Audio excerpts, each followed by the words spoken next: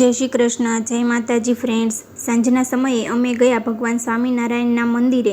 જીજુની ગાડી રેડી કરી અમે જઈએ છીએ. જસ્વી સાથે મોજ મસ્તી કરતા અને એની પોએમની સોંગ સાંભળતા.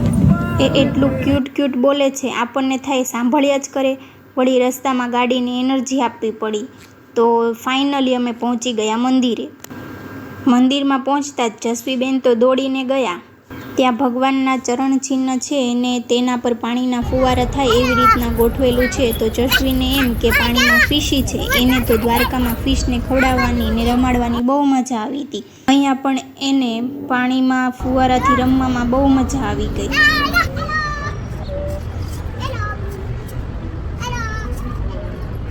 માછીને ઇમ્પોર્ટન્ટ કોલ આવ્યો લાગે છે.